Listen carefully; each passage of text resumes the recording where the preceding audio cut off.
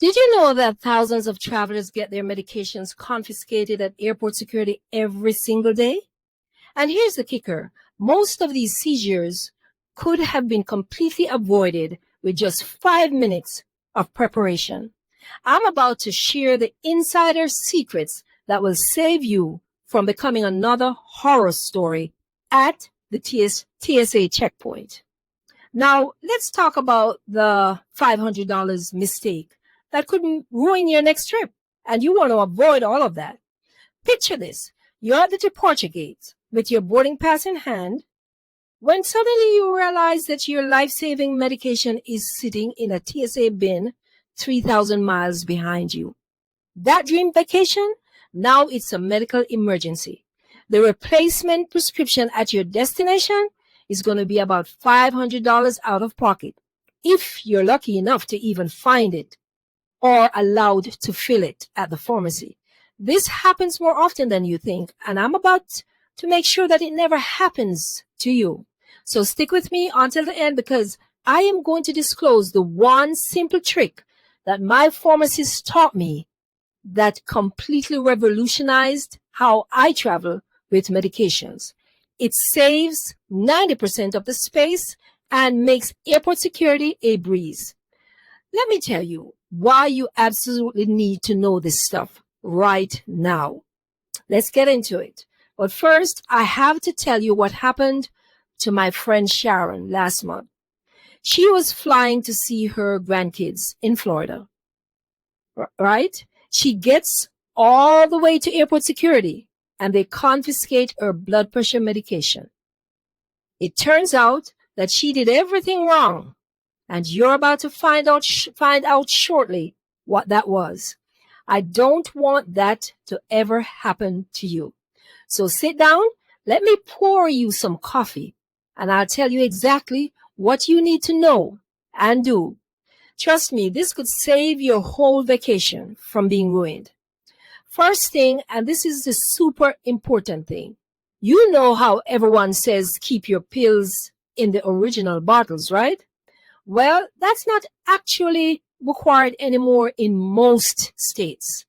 I know, it sounds crazy, but the TSA finally realized that if you're going to take 6 different medications twice a day, you're going to need a whole suitcase just for those bottles, the original bottles. But here's where it gets tricky. Some states still require it for certain medications. So what I do now, and this works like a charm, I take pictures of all my prescription labels using my phone. That way, if anyone asks me for proof, I've got the proof right there. And that is what Sharon didn't do. Excuse me, I'm sweating. You know what nobody's telling you? The TSA changed some of the rules. And honestly, they're not great at explaining them. And every airport seems some airports are not catching up. But here's the thing. I've been through this whole mess at least 4 times now. And I've figured out what really works and what's just airport security theater. But wait, before you go throwing away all your original bottles, there's this weird catch that nobody talks about. Some states, I think it's about 5 of them, still have laws that say certain controlled substances have to be in their original containers with the prescription labels. So if you're driving through one of these states and you get pulled over for speeding, for example, or something else, and they find your pills in a weekly organizer, for example, you could actually get in trouble. Crazy, right? And that's why after talking to my pharmacist, I take pictures of all my prescription labels with my phone. That way, no matter what happens, I've got proof that these are my legitimate medications. It's like having a backup plan in your pocket, right? Yes. You know how they have that ridiculous rule about liquids having to fit in those tiny bottles? I hate that. Well, here's something that will blow your mind. Your liquid medicine doesn't follow that rule at all. Your cough syrup, your liquid prescriptions, even that big bottle of Pepto-Bismol, They can all be way bigger than those little travel bottles within that 311 rule, liquid rule. But, and this is the big but, that trips everyone up. You absolutely have to tell TSA about it right away. Don't try to sneak it through or hope they won't notice. The minute you walk up to that TSA officer with your ID, you look them in the eye and say, "Hi there. I've got some liquid medication that needs to be screened separately." Trust me, they'll appreciate that. I learned this lesson in New York. And let me tell you, I was so nervous. I mean, nervous as heck. I had my diabetes insulin medicine in this little cooler with an ice pack, because that's how you have to travel with it, especially if you just got it from the pharmacy. It looked like something I was smuggling. But you know what happened when I told them up front? The officer was actually really nice about it. He just looked at it and said, "Oh, just leave it right there in your bag, ma'am. We can see what is in it." That went so smoothly. Now, here's the thing that nobody warns you about, though. Different airports handle this differently. Some will ask you to put everything in those gray plastic bins. Others will tell you to just leave it in your bag. It all depends on how old their screening equipment is and what kind of training their staff has had. That's exactly why I always tell people to get to the airport at least 2 hours early. You never know if you're going to be the person they need to do extra screening on. You just never know. I know it seems like a lot, but it's better to be safe than sorry, right? Of course. Here's the thing that could literally save your entire vacation. And I learned this the hard way, to be honest. You absolutely have to put your medications in your personal bag, not your carry-on. Please, not your carry-on. Of course, not your checked luggage either. I'm talking about that little bag that goes under the seat in front of you, not the one that goes in the overhead bin. Why am I being so dramatic about this? Because I watched it happen to this poor woman at the Fort Lauderdale airport. This is what happened. The overhead bins were full, so they made a lot of us gate check our carry-on bags. Well, wouldn't you know it? That woman's bag got lost somewhere between Fort Lauderdale and Chicago, and all her heart medicine was in that bag. She didn't remember that she had her medications in the carry-on. She spent the first 2 days of her vacation trying to find a pharmacy that would fill her prescriptions. What a nightmare, and you don't want to be in that. So now I always use one of those weekly pill organizers that you can pick up at the pharmacy, any pharmacy, even the grocery store. I just pop all my pills in there for however many days I'm traveling, and I keep it right in my purse or tote bag where I can see it. No more worrying about lost luggage ruining my health routine. Absolutely not. I hope you're getting some value from this video so far. And if you dread the long lines and endless rules at airport security, or you are just tired of surprises at security checkpoints or getting held up over something as simple as a water bottle or a beauty product, it doesn't have to be that way. It really doesn't. That's why I created the ebook, Must Know Airport Hacks to Breeze Through Airport Security. Grab it from the first link in the description. You'll be so glad that you did. And guess what? You're going to thank me later. Now let's continue, because I have a lot more to share. Now for international travel. Oh boy, this gets complicated. Well, now if you're going overseas, honey, you better do your homework.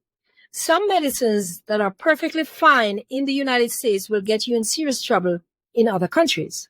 About a year and a half ago, I flew from the United States to Canada with an overstuffed carry-on bag. To save space, I dumped all my medications into a single medium-sized Ziploc bag so that they would fit easily in the carry-on pocket. When I cleared customs, immigration officials pulled me aside and questioned the bag of pills. The officer said that he could assume that they were drugs, but would give me the benefit of the doubt. Only this time. And he warned me never to remove medication from its original bottles ever again. Trust me, That was a close call, and I never did it again. My neighbor's daughter went to Tokyo last year with her ADHD medication. Well, it turns out that's illegal there. Thank goodness she looked it up before she booked that flight. And guess what? She got a note from her doctor, which helped a lot. But can you imagine if she hadn't done that? And don't even get me started on Mexico. They're really strict about Sudafed. My sister had to find out that when she landed and find it out the hard way. So here's what you do. Before you go anywhere international, call your doctor and ask them to write you a letter explaining what medications you take and why you need them. Keep that with you at all times in your purse or wallet or wherever, along with a list of all your medicines, not just the brand names, but the generic names as well. Oh, and here's something new that caught me off guard. You know how you carry hand sanitizer now in your personal item? Well, they're being really strict about that one. It has to be in one of those tiny bottles in your liquids bag. They won't let you count it as medicine anymore, and they used to. But you know what I discovered? Those sanitizing wipes work just as well, and they don't count as liquids at all. I just throw a pack in my purse, and I'm all set. If you've got a CPAP machine, an oxygen tank or insulin pump, or one of those glucose monitors, don't stress, because the TSA sees these things all the time. They know about them. They know what that is. You don't have to take them off either or anything like that. Just tell them up front what you have as soon as you walk up to them. I always say something like, "Hi, I have a glucose monitor on my arm. Do you need to see it?" Most of the time, they'll just wave you through, and you just go right ahead through, smooth as a breeze. It's really not a big deal. Okay, I have to show you this trick my pharmacist taught me. Instead of carrying all those big pill bottles, ask them to make you blister packs. You know those flat packages where each pill is in its own little bubble? Ask about it if you don't know when you go to the pharmacy. They take up almost no space, and each one has the medication name and date right on it. I can fit a whole month's worth of medicine in the space that used to hold just one bottle. I think that's genius, if you ask me. Or if you don't want to go that route, get one of those monthly pill organizers, the kind where each day comes out separately. Once you take one out, it comes out. You can stack them up like little cards. So much easier than juggling 6 different medication bottles, if you ask me. Sometimes you're going to run into a TSA officer having a bad day. It happens. Don't let that ruin your mood. Here's what you do when things go wrong. If someone gives you trouble or an attitude, just ask politely to speak with a supervisor. Stay calm. Show them your medication list, and if you have a doctor's note. And remember, they're supposed to work with you, not against you. You're not doing anything wrong by needing your medication. Just so you know. And always, always pack extra medicine. I learned this from my doctor. She said bring at least 3 extra days worth, just in case your flight gets delayed or something happens to your luggage. Better to have too much medication than not enough. All right? Here's the bottom line. And what I want you to do and to remember. Don't let fear of flying with your medication stop you from traveling. With just a little bit of preparation, and planning, it's really not that hard. Make your list, organize your pills, get to the airport early, and be upfront with the TSA officers. Most of them are actually trying to help, even if it doesn't always feel that way. And you know what? If you're really worried about all of this, there's this thing called TSA Cares. It's a free service where they will help you through airport security if you have medical issues or mobility issues or need extra assistance. You just have to call 5 days before your trip. I will leave the phone number below in the description. Just save it to your phone for your next trip. Don't let these rules scare you. Please don't. Now that you know what to do, you're going to sail through airport security like a pro. Just remember, arrive early, stay organized. I can't say that enough. And speak up about what you need. You've got this, and I've got you. Oh, and one more thing. Check the TSA website before you travel because they're always making changes and updating their rules. And you want to make sure that you have the right information and the most updated one. Better be safe than sorry, right? Now, how about that coffee? And tell me in the comment section, when are you planning your next trip? I would love to know. And please don't forget to grab the ebook that I mentioned before. That must know airport hacks to breeze through airport security. You don't want to travel without it. Again, the link is the first one in the description. And wait until you see what's coming up next in my video, my next video. I'll be sharing 15 hidden flight tricks that airlines are keeping quiet on purpose in 2025. So hit that subscribe button and notification bell so you don't miss that video that's coming up next. Thanks for watching, and I'll see you in the next video. And safe travels. Bye now. Oof.